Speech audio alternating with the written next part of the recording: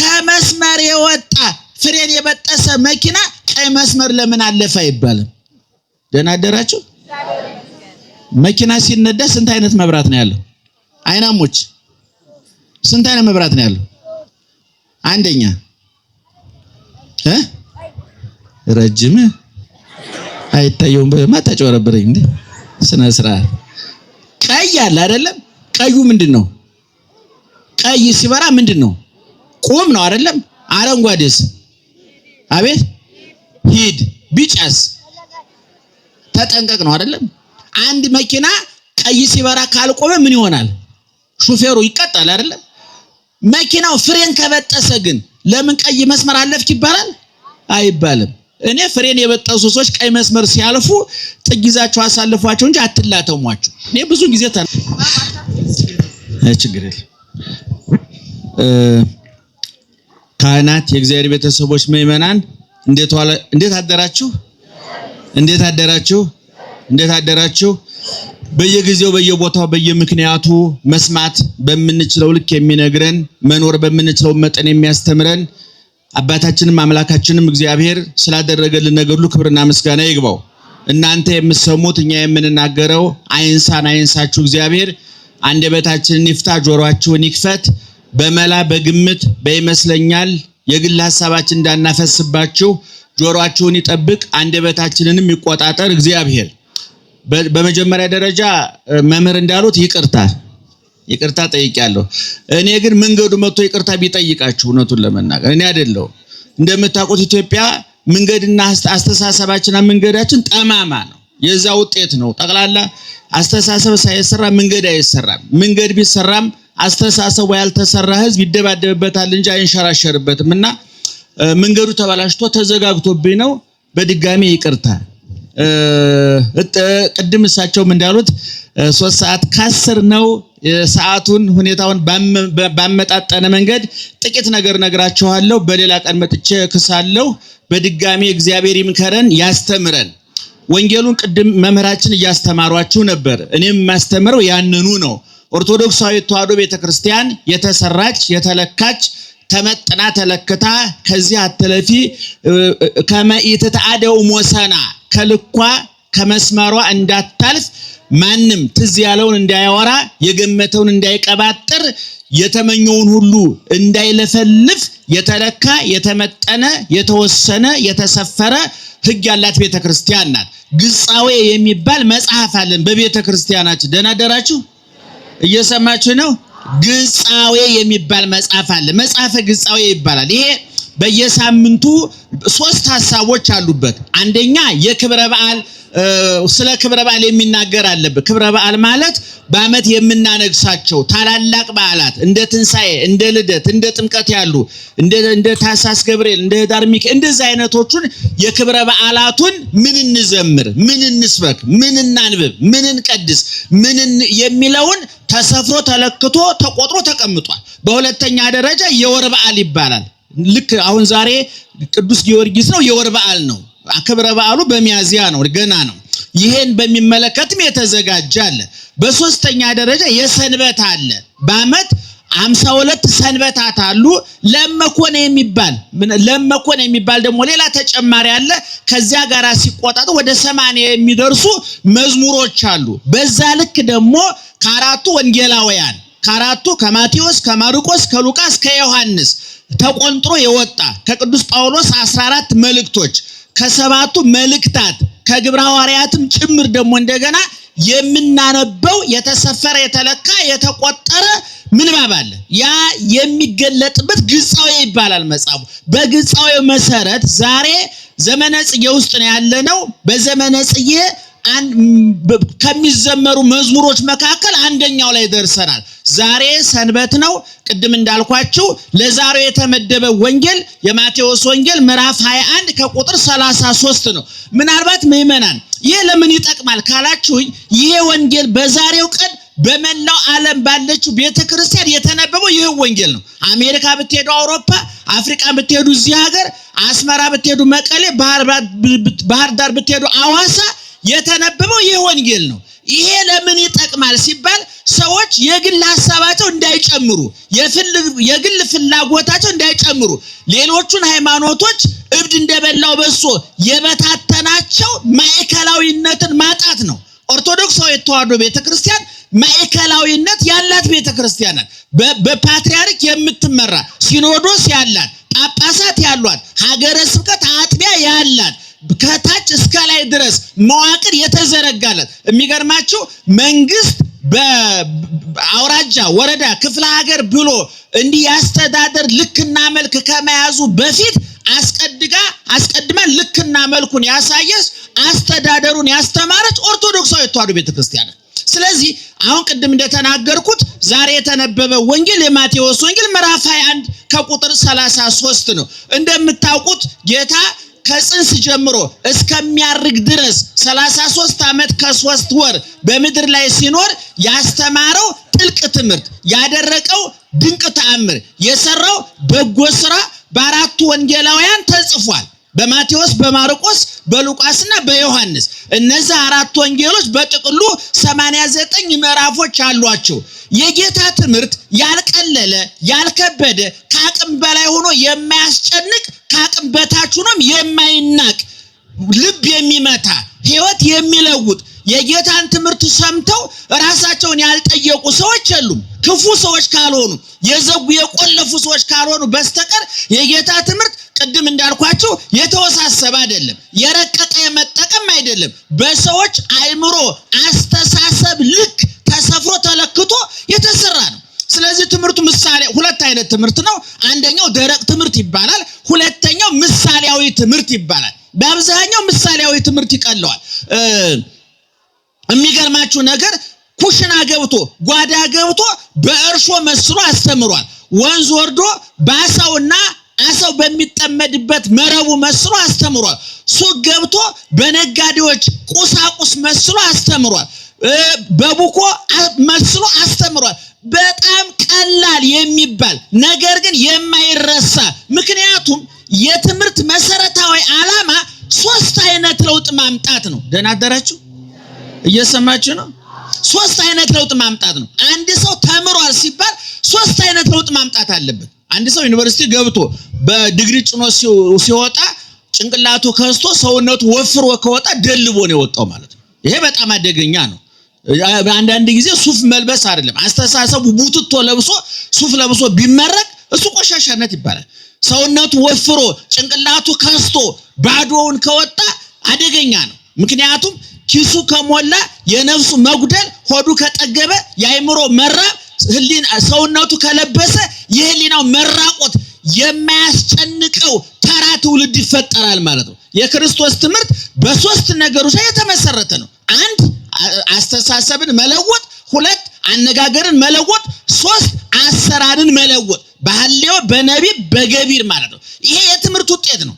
ዛሬ በሀገራችን ዘመናዊ ትምህርቱም ሆነ መንፈሳዊ ትምህርት ለውጥ ያላመጣውና የስነ ጽሑፍ ውድድር የመሰለ ስብከት ውስጥ የገባ ነው እነዚህ ለውጦች ማምጣት ባለመቻላችን ነው። ሰዎች ተሰብከው አስተሳሰባቸው አይለወጥም፣ ንግግራቸው አይለወጥም። ተሳዳቢ ሆነው ሂደው ተሰብከውም ሲመጡ ተሳዳቢዎች ነው። ከቆመበት ነው የሚቀጥሉት። የሚገርማችሁ ነገር ይሄ የትምህርቱ ችግር ነው። ትምህርት ቤት ሲገባ ያልተለወጠ ተማሪ መምህሩ ነው ሲወጣም ሳይለወጥ ነው የሚወጣው። ነገር ግን ትምህርት ሐዋርያው ቅዱስ ጳውሎስ እንዳለው በልባችሁ መታደስ ተለወጡ፣ ንጹህ ልብ ፍጠርልኝ ሲል ጌታ አስተሳሰብ ይለወጣል። ሰዎች ልብሳቸውን ይቀይራሉ፣ ቤታቸውን ያጸዳሉ። አእምሯቸው ግን ቆሽሾ ሸረሪት አድርቶበት በረሮ አድርቶበት ቆሽሾ ትቢያ ነፍቶበት አቧራ ነፍቶበት የሚገኘው ጭንቅላት የሚጸዳው በትምህርት ነው። እና ጌታ ስራዬ ብሎ ነው ያስተማረው። ቅድም እንደተናገርኩት ያልተወሳሰበ ያልተራቀቀ ሰዎችን ከብዶ የማያስጨንቅ ካቅም በታችም ሆኖ ደግሞ ይሄ ምንድነው ተብሎ የማይናቅ እንግዲህ ትምህርቱ 2000 ዓመቱ ነው። ዛሬም ትኩስ ነው፣ ይበላል። ዛሬም ሕያው ነው፣ ይፈውሳል።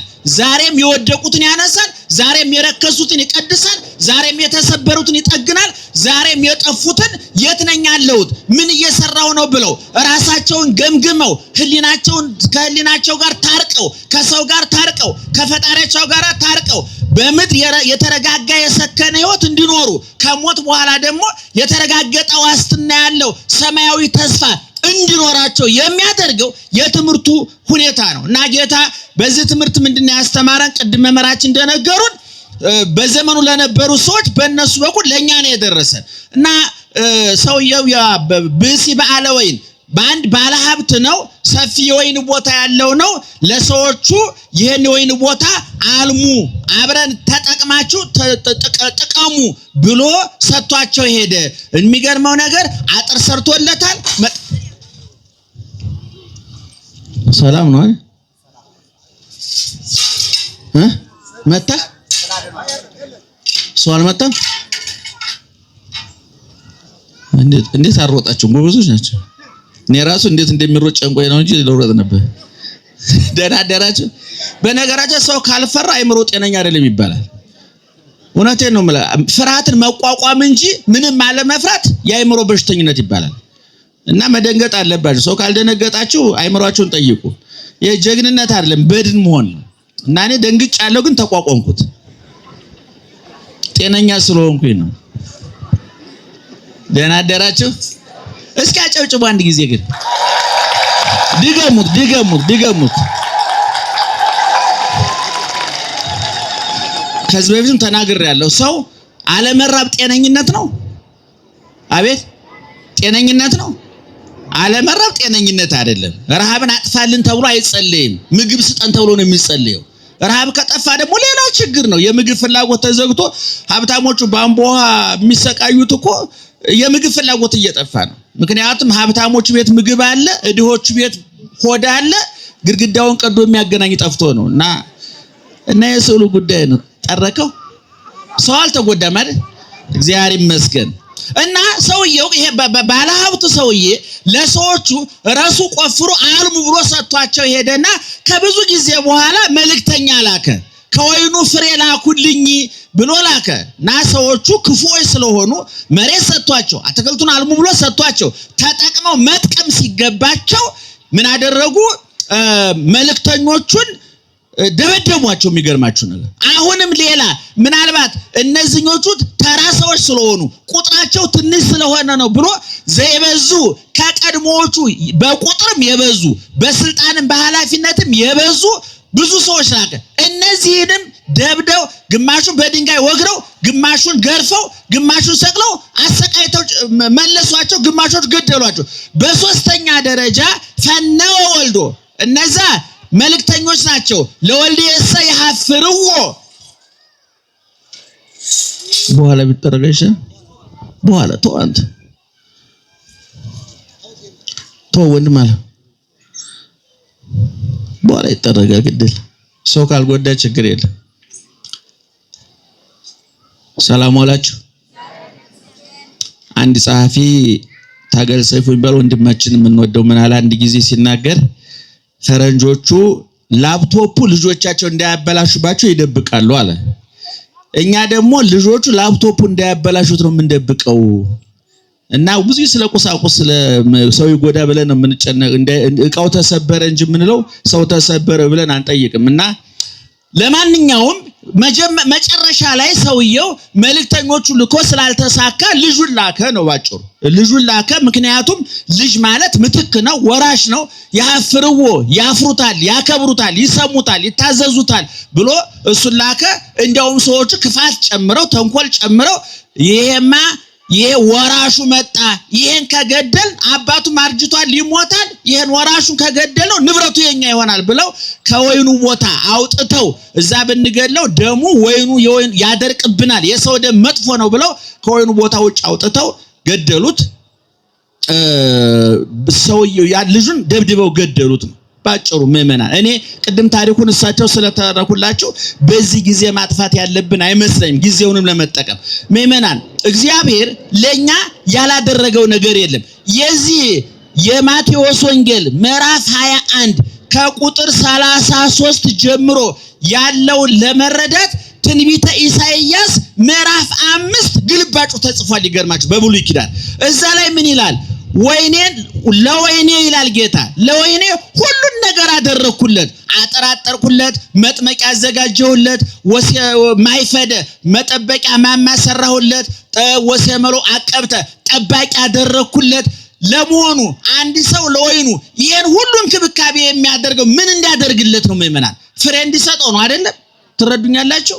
አንድ ሰው ግቢው አንድ ተክል ተክሎ ለምሳሌ ግቢ ያላችሁ ሰዎች እንደ ኮክም ሆነ ሌላም ተክል ተክላችሁ ማዳበሪያ ታደርጉለታላችሁ፣ ውሃ ታጠጡታላችሁ። ይሄ ውሃ ማጠጣታችሁ ማዳበሪያ ማድረጋችሁ የዚህ ሁሉ የዞረ ድምር ውጤት ማጠቃለያው ምን ማግኘት ነው? አቤት ምን ማግኘት ነው? ፍሬ ማግኘት ነው። እንግዲህ እግዚአብሔር በብሉይ ኪዳን በኢሳይያስ አድሮ የነገረን ይሄ ነው። ለእስራኤላውያን መና ከደመና ወረደ፣ ውሃ ከዓለት አፈለቀ። ትምህርት በስጋቸው እንዳይረባቸው መና ዘነበላቸው፣ እንዳይጠማቸው ውሃ ፈለቀላቸው። አይምሯቸው፣ ነፍሳቸው፣ ህሊናቸው እንዳይራብ የእግዚአብሔርን ቃል በማጣት እንዳይጎዱ ነቢያትን አደረገላቸው። አስታራቂ እንዳያጡ ካህናትን መደበላቸው፣ ስርዓቱን ሰጣቸው፣ 10ቱን ትእዛዛት ሰጣቸው፣ ሁሉን ነገር አደረገላቸው። ናሁ ጸናሕክዎ ለወይኔ ይፍራ ያስካለ፣ ወይኔ ፍሬ እንዲሰጥ ጠበቅኩት ያፈራል ብዬ ወፈረየ አስዋከ፣ መጨረሻ ላይ ግን እሾህ አብቅሎ አገኘሁት አለ። ለመሆኑ ምእመናን እግዚአብሔር ለኛ ያላደረገው ነገር አለ ወይ?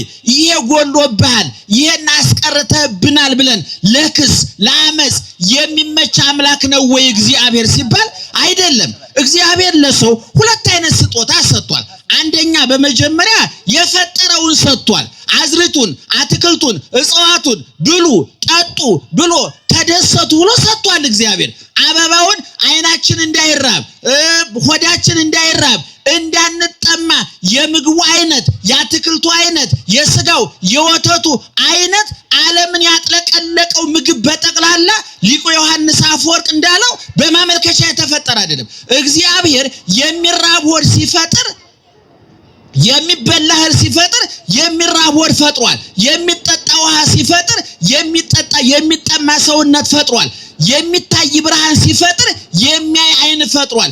የሚሰማ ንግግር ሲፈጥር የሚሰማ ጆሮ ፈጥሯል። እግዚአብሔር አስውቦ አስጊጦ አሳምሮ ነው የፈጠረን። እግዚአብሔር ይጎደለብህ የማይባል ድንቅ አምላክ ነው እግዚአብሔር። በልዎ ለእግዚአብሔር ግሩም ግብርከ፣ እግዚአብሔርን ስራ ግሩም ድንቅ ነው በሉት ብሎ ቅዱስ ዳዊት እንደተናገረ ግሩም ድንቅ አድርገህ ፈጥረኸኛልና አመሰግናለሁ ብሎ አሁንም በሌላ መድረክ መዝሙር እንደተናገረው እግዚአብሔር በመጀመሪያ ደረጃ ይሄን ሁሉ እሁድ ጀምሮ ዓርብ ያጠናቀቀውን ፍጥረት በጠቅላላ ፈጥሮ ብላ ጠጣ ግዛ ንዳ ብሎ ምክትል ፈጣሪ አስተዳዳሪ አድርጎ የሾመው ሰውን ነው። ይሄ መጀመሪያው ስጦታ ነው ምእመናን። ነገር ግን እግዚአብሔር በዚህ ስጦታ የሰዎች ህሊና እንዳላረፋየ የሰዎች ነፍስ እንዳልጠገበ ህሊናቸው እንዳላረፋየ በአዳም ውድቀት ምክንያቱም ሰው በመብላቱ በመጠጣቱ በመልበሱ ጥያቄው ሊመለስ አይችልም። እርጋታና ጸጥታ ማረጋገጫ ዋስትና ሊሆኑ አይችሉም ምእመናን። እግዚአብሔር ለዚህ ነው ከሰማይ ወረደ፣ ከድንግል ተወለደ፣ ሰው ሆነ። እኛ ባለፍንበት መንገድ ሁሉ አለፈ። ሰርግ ቤት አየነው፣ ለቅሶ ቤት አየነው፣ በሽተኛ ሲጠይቅ አየነው፣ ወንዝ ለወንዝ ሲንከራተት፣ ተራራ ሲወጣ አቀበት ሲወጣ አየነው። እግዚአብሔርን ማንን ለማዳን? ሰውን ለማዳን። ይህን ሁሉ አድርጎ ቀራንዮ ላይ ተሰቅሎ ስጋውን ቆረሰ፣ ደሙን አፈሰሰ፣ እጅ እግሩን ለስረት አፉን ለሐሞት ሰጥቶ አዳነን። ይሄ ሁለተኛው ስጦታ ነው። ባጭሩ ከዚህ በፊት እንደተናገርኩት ሌላውን ፍጥረት ብሉልኝ ጠጡልኝ ብሎ ፈጠረ። ይሄ እንዳላጠገበን እንዳላረካን እንዳላሳረፈን እፎይታ እንዳልሰጠን ሲያይ መጨረሻ ላይ ብሉኝ ጠጡኝ ብሎ መጣ። ራሱ ግብዣ ራሱ ጋባዥ ሆኖ መጣ እግዚአብሔር። ራሱ መጋቢ ራሱ ምግብ ሆኖ መጣ እግዚአብሔር። ራሱ መጠጥ ራሱ አሳላፊ ሆኖ መጣ እግዚአብሔር። ስጋዬን የበላ ደሜን የጠጣ የምን ሕይወት አለው አለ? የዘላለም ሕይወት አለው አለ እግዚአብሔር። ለዚህ ነው አሁን እነዚህ ሰዎች ቅድም ጠባቂ አደረገ እግዚአብሔር። እኛን እኮ በስጋችን ይሄን ሁሉ ነገር አደረገ። ሙሉ ሰውነት አሳምሮ ፈጠረ። አየሩ የምንተነፍሰው አየር፣ ብርሃኑ፣ የምንጠጣው ውሃ፣ ይሄ ሁሉ በነፃ በልግስና ከሱ የተገኘ ነው። ነገር ግን ይሄ ሁሉ ሐዋርያው ቅዱስ ጳውሎስ እንዳለው መጣው ርዕሶ በእንቲአነ፣ መጀመሪያ የሱ የሆነውን ሰጠን፣ መጨረሻ ላይ ግን እሱን ራሱን ሰጠን። መጀመሪያ በእጁ የፈጠረውን በቃሉ የፈጠረውን ሰጠን፣ መጨረሻ ላይ ግን እጁን ሰጠን፣ ቃሉን ሰጠን። ብሉኝ ጠጡኝ፣ በልታችሁኝ ጥገቡ፣ ጠጥታችሁኝ እርኩ፣ ለብሳችሁኝ ከመራቆት ነፃ ሁኑ ብሎ ማረጋገጫ ሰጠ እግዚአብሔር። ለዚህ ነው አሁን እነዚህ ሰዎች ግን መልእክተኞቹ ሁሉ ገደሉ። ዛሬ የእግዚአብሔር ቃል ያልተሰበከበት የለም። ቅድም ወንድማችን እንደተናገረው እኔም ይገርመኛል። እኔ አሜሪካ ስመላለስ አሜሪካን ሀገር የሚገርማችሁ ነገር እዛ ሀገር የተወለዱ ልጆች መርጌቶቹ ነዋል። መዝሙር ይቆማሉ፣ ማህሌት ይቆማሉ። ምእመናን እንደው መዝሙር ሲባል በጣም ከይቅርታ ጋር እንዳትቀየሙ ዘማሪዎቹ፣ ይሄ ወጣቶቹ የሚዘምሩትን የአማርኛው መዝሙር እያልኳችሁ አይደለም። በጣም ይቅርታ። ሁለት ዝማሬ መዝሙር የሚባለው ውስጥ ቅዱስ ያሬድ ከብሉይ ለቅሞ ከሐዲስ ቀስሞ ከመጻሕፍተ ሊቃውንት ከመጻሕፍተ መነኮሳት ከሱ በፊት ከተጻፉ ገድላት ቀምሞ ያዘጋጀው ንባቡ ጆሮ የሚሞላ ምስጢሩ አእምሮ የሚያጠግብ ዜማው ሕሊናን የሚያረካ ቀለም አለ። በግዕዝ ቋንቋ መዝሙር የምንለው ያንን ነው። ለምሳሌ የዛሬው መዝሙር ጸገየ ወይን ይባላል። ወይኑ አበበ። ይሄን ሰሞን ተራራው የሚያብብበት ሜዳው በአበባ የሚሸፈንበት ይሄን ሁሉ ያደረከው ጌታ ሆይ አንተ ነህ። እኛን በቀይም በጥቁር በቀይ ቆዳ ያስዋብክ፣ ምድሩን በተለያየ አበባ የሸፈንክ፣ ዘመናትን የምትቀያይር፣ ክረምቱን አሳልፈ በጋውን ያመጣህ፣ ሌሊቱን አሳልፈ ቀኑን ያመጣህ፣ የጊዜያት ባለቤት፣ ሰማይን በከዋክብት ምድርን በአበባ ያስጌጥ ያሸበረቅ አንተ ነህ ብለን የምናመሰግንበት ዘመኑን ያመጣጠነ ጊዜውን ያመጣጠነ መዝሙር ይዘመራል። እና ዛሬ ቅድም እንደተናገርኩት እግዚአብሔር ለኛ ያላደረገው ነገር የለም፣ ያልተሰበከ ስብከት የለም። በእውነት እንደነ መምህር ነቃ ጥበብ አይነት አንደበተ ርቱዕ ቢናገሩ የማይጠገቡ ያመኑትን ያወቁትን ማስረዳት የሚችሉ እኛ በተለይ እንደው እገሌ ወጣ እገሌ ገባ ስንል እጥፍ አድርጎ መካሽ አድርጎ ያስነሳል እግዚአብሔር። እንደነ መምህር ነቃ ጥበብ አይነት እንደነ መምህር ሄኖክ ኃይሌ እንደነ ብርሃኑ አድማስ እንደነ ያረጋል አበጋዝ አይነት እሳት የላሱ ወጣቶች አመጣ እግዚአብሔር። ምስጋና ይገባው ወገኖች። የነዚህ ሁሉ ሰባኪያን መምጣት ጥቅም አለው በጣም። ነገር ግን በሌላ በኩል ደግሞ እየሰማናቸው ነው ወይ? እኔ አሁን ሰሞኑን ስለ ስዕል ውይይት ነበር በየመድረኩ ላይ። የእመቤታችን ስዕል ተቀደደ።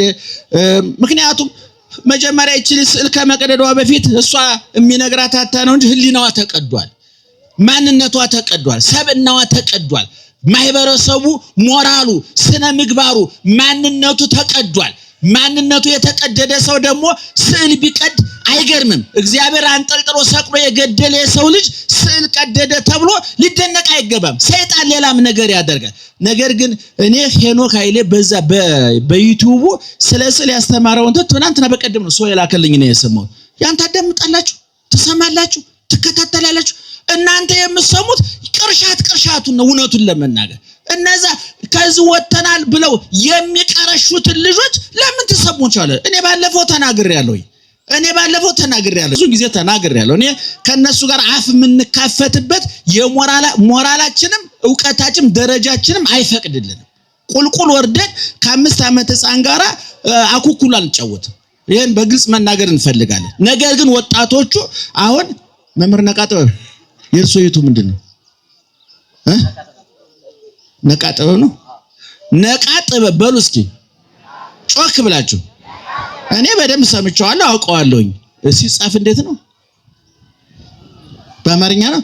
ነቃ ጥበብ ብላችሁ ጽፋችሁ እስኪ እዛ ውስጥ ያለውን አዳምጡ። እስኪ ሄኖክን ዩቲዩብ ግቡና አዳምጡ። እስኪ እና ያረጋል የሚያስተላልፉትን ትምህርት አዳምጡ። መጽሐፎች እስካሁን እስኪ በጣም ይቅርታ አድርጉልኝ። ያረጋል መጽሐፍ ያነበበ ሰው እስኪ እጁን ያውጣስ። እጅ አውጡ። ለካ አይታየኝም። ማጨብጨው ረስቸው። አንዳንዴ ሞቅ ሲለኝ አለማየቴ ይጠፋብኛልና። እሺ ያነበበ ሰው አለ? እኔ ያነበበ ካለ እሸልማለሁ። በእውነት ማርያምን ምን ሽልማቱ ምንድነው? 5 ብር ቃል ሊሆን ይችላል። እጅ ያወጣ ሰው አለ? የለም። እጅ ያወጣ ሰው አለ?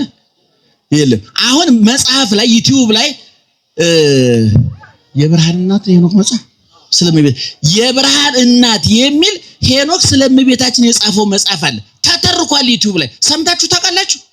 ምን በወጣችሁ አያችሁ። አንድ ልጅ በጊዜ ዳቦ ካልበላ አፈር ሊበላ ይችላል፣ ቆሻሻ ሊበላ ይችላል። ስለዚህ እኔ እዛ ውስጥ ግቡና እስቲ ማታ የብርሃን እናት የሚለው ተተርኩ በቀደም ሰማሁት። እኔ ጥቂቱን ነው የሰማሁት፣ እንዴት እንደሚጣፍጥ እሱን እየቆራረጣችሁ ብታዳምጡ አይምሯችሁ ያርፋል፣ ጭንቅላታችሁ ይሞላል። ወፍ በበረረ ዘንግ በተወረወረ ኮሽ ባለ ቁጥር አትበረግጉም ወገኖች። አያችሁ ይሄን ሁሉ አድርጓል እግዚአብሔር። ትምህርት አልነሳም፣ አስተማሪ አልነሳም። እገሌ ወጣ እገሌ ገባ ስንል እንደና አባ ገብረ ኪዳን አይነት አንዱ በቃኝ ትንታ የሆኑ ሰዎች አመጣ እግዚአብሔር። አዳምጣችኋል ወይ እናንተ? ሰምታችኋል ወይ እናንተ? እነዛን ነው መስማት ያለባችሁ። ሐዋርያው ቅዱስ ጳውሎስ ምን አለ? አንተ ሙሴ መልአክ ከሰማይ መልአክ መጥቶ እንኳን ቢያስተምራችሁ እኛ ካስተማርናችሁ ውጪ እንዳትቀበሉ አለ። መልአኩን አትቀበሉ ማለቱን አይደለም። መልአኩ ከእኔ የተለየ ትምህርት አያመጣም። ተጸንሻለሽ ተወልጃለሽ ብሎ ገብርኤል የተናገረው ነው። ተጸነሰ ተወለደ የሰበኩላችሁ የኛ ትምህርት የመላእክት ትምህርት ነው ማለቱ ነው። ስለዚህ ምእመናን የተደረገልን ነገር እናስተውል። ትምህርቱ አለ፣ ቅዳሴው አለ፣ ማህሌቱ አለ፣ ሁሉ ነገር ተዘጋጅቶ ለወገኖቻችን እኛ መብላት መመገብ ግን መቻል አለብን። መቼም አንድ ሰው ስለ ዳቦ ብዙ ስለተወራለት ሊጠግብ አይችልም። ስለ መዳን ብዙ ስለተወራለት ሊፈወስ አይችልም። ኪኒን በኪሱ ቢሸከም አይፈወስም። ኪኒኑን መዋጥ፣ ሽሮፑን መጠጣት፣ መርፌውን መወጋት አለበት። ስለዚህ ቤታችሁ ስትገቡ ማታ እነዚህ የነ መምህር ነቃ ጥበብን የነ መምህር ሄኖክን ሌሎች ምን አሁን ለጊዜው ያልጠቀስኳቸው ወንድሞቻችን አሉ የሚደክሙ በየዩቲዩብ እና እዛ ላይ ገብታችሁ አዳምጡ። ያንን ካዳመጣችሁ ውስጣችሁ ባዶ አይሆንም። ምክንያቱም የሞላ ጀሪካ ላይ መሙላት አይቻልም። እና ሌሎችም ሐሳባችሁ ያመጡ የሚደፉባችሁ እውነቱን ለመናገር እኛም ሞልተን ስላልተገኘን ነውና በእውነቱ ቆይቼ መጥቻ አስረዘምኩባችሁ። በጣም ይቅርታ። የመከረን ያስተማረን አባቶቻችን አብ ክብርና ምስጋና ይግባው። የተደረገልን እንዲገባን አምላካችን ይርዳን። ቅጥር ተሰርቶል፣ አጥር ተሰርቶልናል፣ ጠባቂ ተሹሞልናል። ፍሬ ማፍራት አለብን። ፍሬውን ይጠይቃል እግዚአብሔር። ኋላ ይመጣል። ምን ሰራ ምን አደረክ ይላል እግዚአብሔርና ኋላ ተርቤ ተጠምቼ አላጠጣችሁኝም አላበላችሁኝም፣ እንግዳ ሆኜ አልተቀበላችሁኝም፣ ታምሜ አልጠየቃችሁኝም ብሎ ይጠይቃል እግዚአብሔር። ፍሬውን ሊወስድ ይመጣል ማለት በዕለተ ምጽአት ደጉና ክፉና ደጉ የሚለይበት፣ ምርትና ግርዱ ፍሬና ገለባው የሚለይበት ዘመን ይመጣል። እንደተግበሰበሰን ፍሬው ከገለባ ጥሬው ከብሱ እንደተደባለቀ አይቀርም። እንክርዳዱ ከስንዴ የሚለይበት፣ ስንዴው ወደ ጎተራ እንክርዳዱ ወደ እሳት የሚገባበት የተጣራ የፍርድ ቀን ይመጣል። እንደተገፋን እንደተበደል እንዳነባን አንኖርም። አንገት እንደደፋን አንኖርም። ጨለማው ይገፈፋል፣ ሌሊቱ